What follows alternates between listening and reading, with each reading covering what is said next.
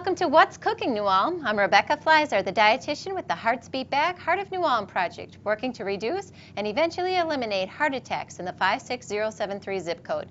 Today we have a great, easy recipe that we could put together in a flash. And to do it for us is Lynn Martinka. Thanks for being here. Hi, thank you, Rebecca. Yeah, so today we're going to go over a shredded chicken sandwich, and we're going to put that together, and they're going to come together pretty quickly. But first I wanted to know a little bit about you, Lynn. So how long have you been in New Ulm, and a little bit about your past? And have you been involved with anything with the Heart of New Ulm?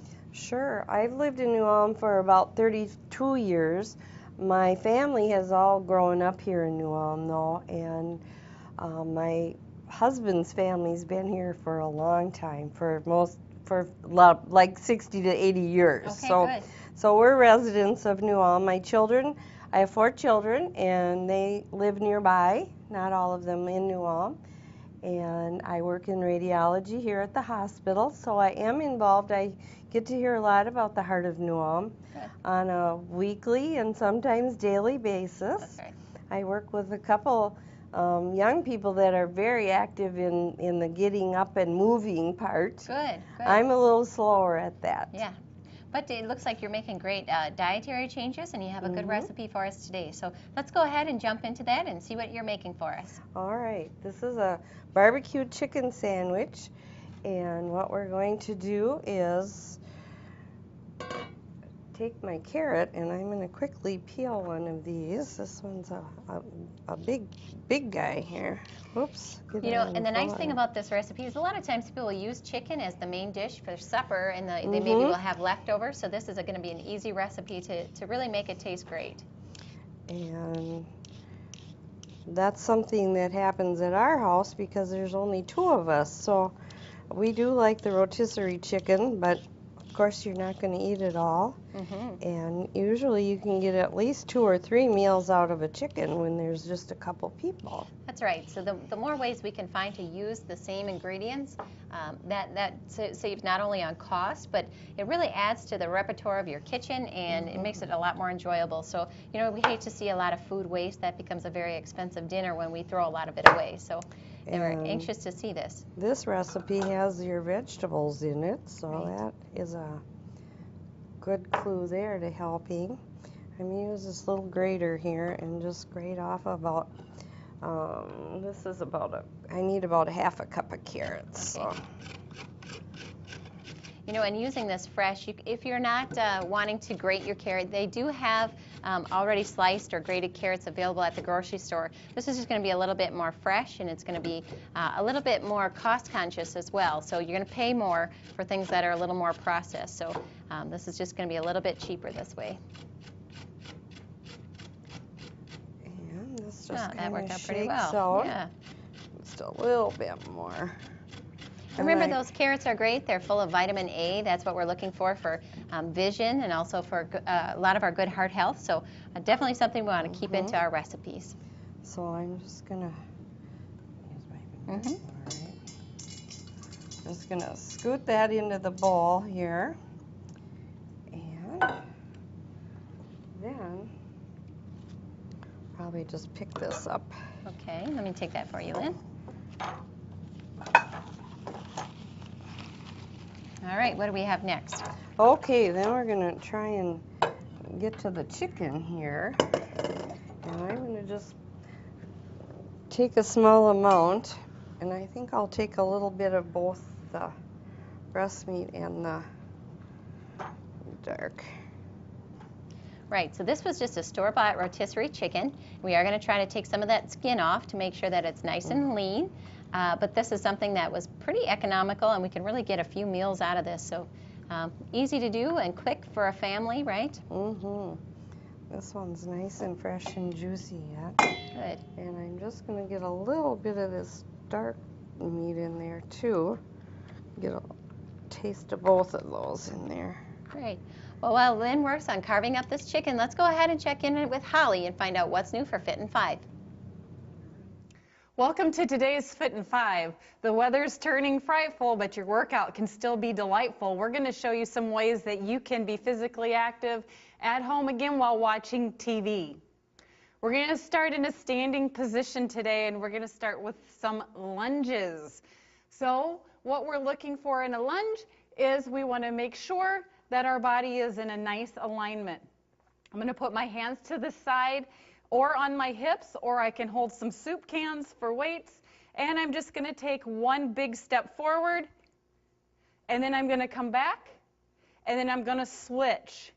Now, here's the thing with a lunge. It's very important to make sure that your body's in good alignment. So when you lunge forward, we always want to make sure that the knee is in line with the ankle and we're not coming over the toes. The forward foot should be nice and flat on that floor.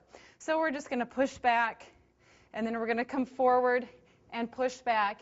We can do these about, 20 times, and then take about a 45-second rest, and then do another set. We like to see at least a couple sets of those lunges if we can. The next thing we're going to do is we're going to do a plie squat. Now, if balance is a little bit of an issue, you can actually pull a chair in front of you and stand with your hands just on the chair as a basis of support. Whenever we do a plie squat, the feet are going to actually be a little bit further than shoulder distance apart, and the toes are going to be pointed out just slightly. And we're going to use our chair, or we can have hands on the hips. Again, we can use soup cans, or remember we talked earlier about using empty milk jugs, just filling them up with different levels of water for resistance as well. But we're basically just going to squat straight down and up. When we do plie squats, we want to make sure that the ab and back muscles are nice and engaged. That helps hold us upright. If I were to collapse those muscles now, my posture would go, my balance would go, it would be much more challenging. So we want to engage those ab muscles and continue to squat down and up. If we want to, we can squat down and we can even come up to the toes, and then down and then back up to the toes again. So again, we're going to do those about probably 12 to 15 times. Take a little bit of a break and then go and do another set as well. So we want to do at least a couple sets of those. Next, we're going to hit the floor, and we've got our exercise mat out. Remember, you can use a mat or a towel, but we're going to go ahead and just lay on our side. Nice and easy. We can be down, all the way down onto the arm, hands in front, and we want to always be able to see the toes from where we are. And we're just going to do a basic leg lift, and then we're going to bring it back down again.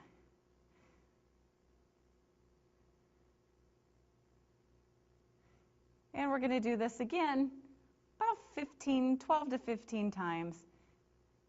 And then we're going to take a little bit of a break and do it again. We're going to feel this right through the outer thigh. We can then take this leg in front of us, and we're going to take the bottom leg, flex the foot, and then lift up. So now we're working the inner thigh of the other leg. So this is actually working your hip adductor muscles. They add the legs together, bring them together.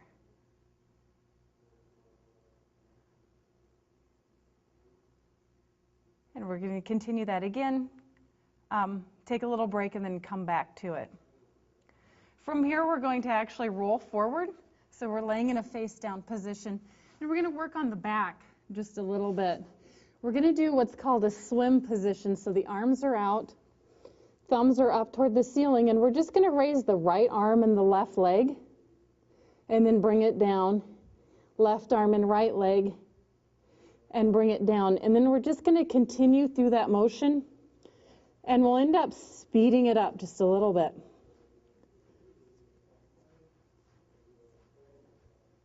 Again, about 10 to 12 times, and then we'll take a break. The other thing we can do for the back is just place the hands right under the shoulders. Elbows are into the side, and we're going to lift up nice and easy.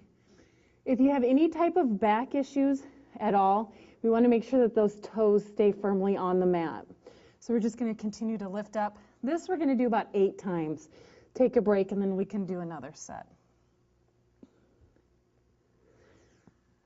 The other thing we can do from this position to help build our strength is come up to a plank position. So we will put the hands underneath the shoulders, roll the toes underneath, and we're actually going to push straight up. So now we're in that plank position. A modification here is going to be knees down.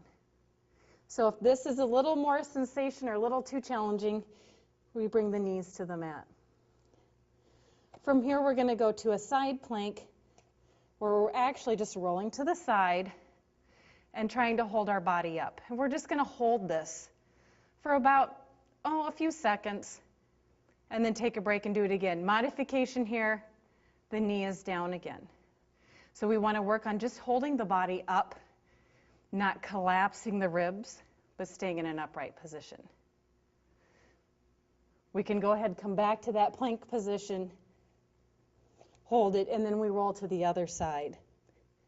Once we're done here, we can place the knees to the mat, come back into a stretch where we just curl up, take the sits bones to the heels, and stretch out. And then we're going to come on up. And we're all done with our workout. For today's Fit in 5, have a great day. Thanks, Holly. We always love to see your new activities. All right, Lynn, so what are we going to do next? Okay, I've got some chicken here, and I made sure that the skin was removed from that rotisserie chicken.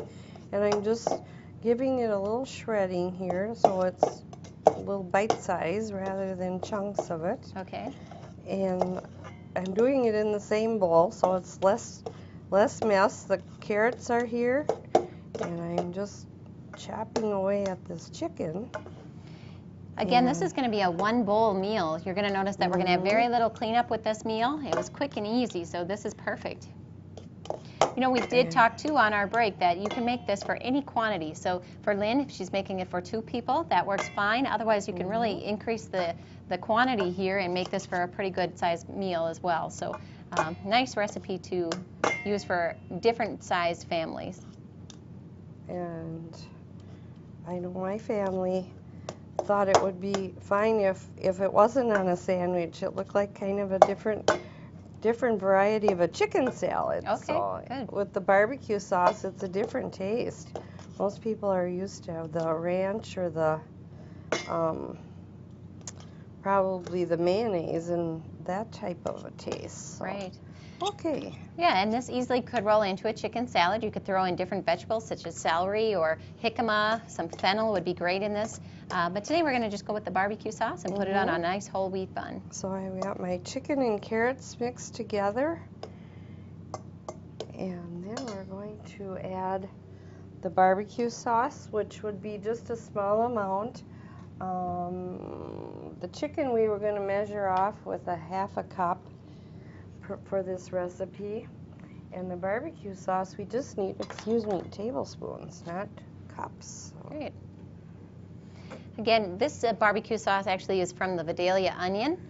It's one of my favorites, but you can actually add any flavor you like. So if you like it a little more spicy, you can choose a different kind of barbecue sauce. You know, that's one thing in the grocery store, that there's just endless possibilities. You can get a honey barbecue, you can get pretty well anything you'd like, and those are going to be good choices. So. Okay, there we are with that. And then it's pretty well done. We're just going to mix this all together. And add our ranch in there. That's going to go on the bun, Rebecca. Okay. Yeah, that looks great. Easy recipe. So it really is. It's got a nice little juiciness to it, and yet it's not dripping. So Lynn, what are some of the tips that you can share when you had all 4 of your kids at home to keep everybody eating healthy and keep everyone fed? Oh, we ate a lot of raw carrots. That was one thing that my mother-in-law taught me that if nothing else, carrots. And then another thing that I've taught my sons is fruit. You don't have to cook it or do anything to it. You wash it and eat it. That's right. Let's go. You know, there was a lot of time that there was no reason why you can't eat healthy with fruits and vegetables. Yes. I'm always They're surprised when people say they don't have time to eat healthy, that it's not convenient. But there's nothing quicker than an apple or a banana on the go. Exactly. You can just have it ready to go. Now I'm just going to take some of this stem out of this lettuce leaf and put it on the bun. Again, we're using romaine lettuce today, but different things like dandelion, radicchio, or some collard greens would add a different flavor to this meal as well. So, you know, do explore with those. They're all going to be very high in your vitamin K, and they're beneficial in our diet, and yet you can really change the flavor. So then, yeah, mix those up. We're just going to go ahead and add it to our sandwich. And it's very colorful. It is. One thing that, you know, there's children, they all eat chicken and they all seem to eat carrots, so there should be no reason why they wouldn't enjoy this meal. That's right. All right, Lynn, I think we're about ready to finish these up. This is a great looking sandwich here. We do have a lot of color, and so what's our last step? Okay, we're going to just put a little dressing on here just to give it another little taste of the ranch rather than the barbecue. So we'll see how that turns out to be a two-taste dressing on that. And now again, if we could have a little piece of fruit or some, like you say, jicama or cucumbers and tomatoes, there'd be all sorts of vegetables that you could add to this to make it heart healthy. Exactly. Well, Lynn, this was a quick recipe. This took us less than 10 minutes to put together, and we're already ready to eat, and this is going to be a very satisfying meal. So what a great recipe. We appreciate you sharing it with us today. All right, thank you. Well, that's it for this week's episode of What's Cooking New Ulm. We look forward to seeing you again next week.